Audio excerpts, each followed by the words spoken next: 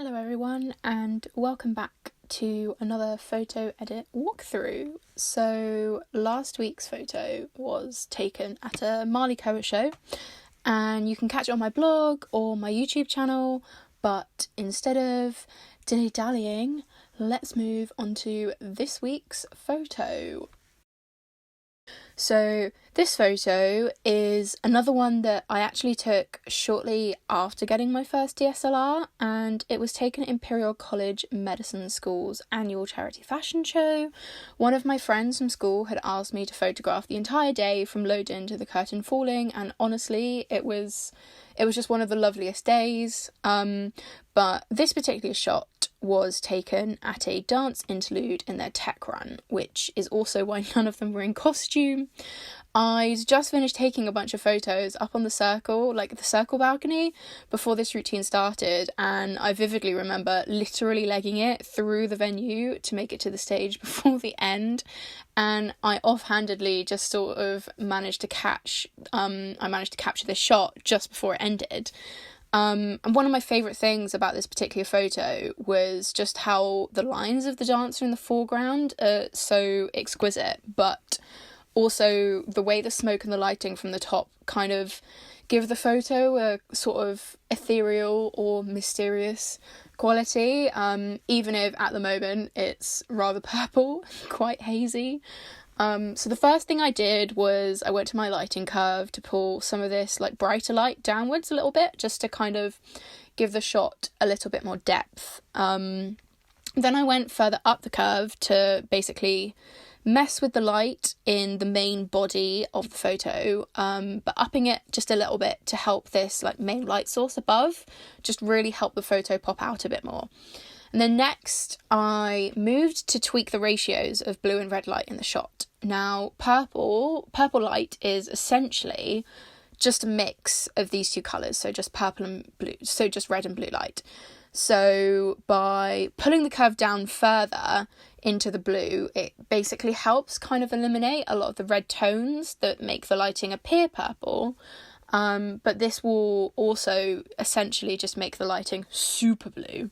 So then we can go into the blue curve and add some yellow tones to even out the heavy blueness, and these tweaks will kind of essentially mask the red light, which makes the photo quite blue, and then mask some of that extra kind of extreme blueness to give a kind of neutral quality to the whole shot.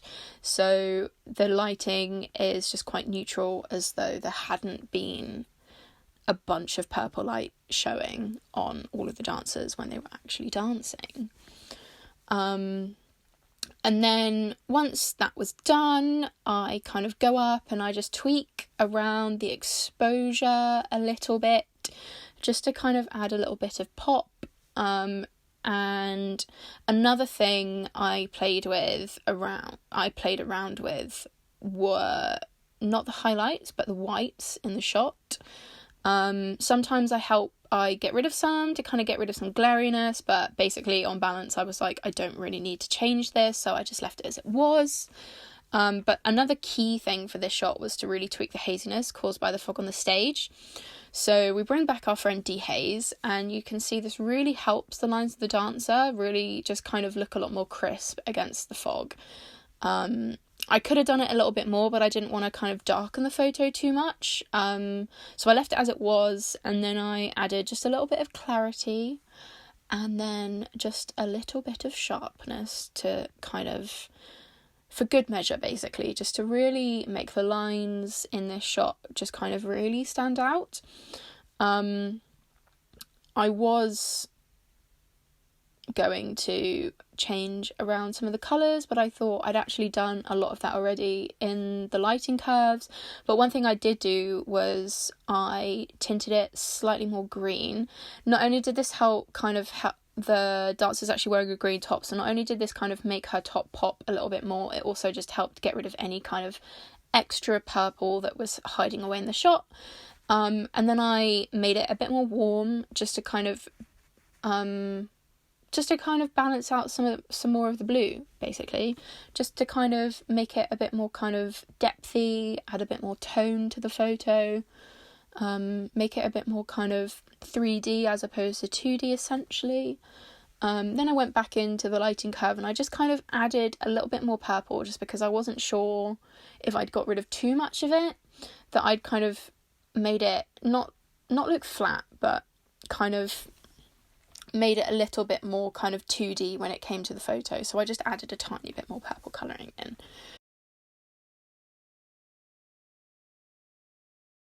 And I did also think about cropping the shot, but what really stood out was this kind of red like lighting in the background from either like a mic thing backstage. So I went in to use the clone brush and I was like, oh, I could try and clone it out, so let's just give it a go.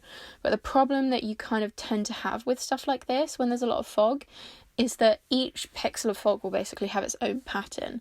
So even though I did basically manage to get rid of most of the red lighting, and I also played around with the feathering, but by the time I managed to get rid of most of the lighting, you can still just basically see the circle, just because the fog has its own pattern. So I was like, I'm just going to have to leave these red lights in the background, which was kind of infuriating, but we may do. I was like, they are probably more noticeable to me because all of your attention is drawn to this really lovely dancer in the foreground. And I was like, okay, maybe we can just crop out the bit of the photo I don't like. But what you kind of end up with is just these legs of a dancer in the background. So I was like, okay, I'm just going to have to leave it. Some of the ratioing in the photo now, like looking back on it, I really don't like, but the dancer in the foreground is just too kind of stunning and actually draws more of your attention than the dancers in the background. So this was the original, and this is our finished photo, and I look forward to seeing you all again next week.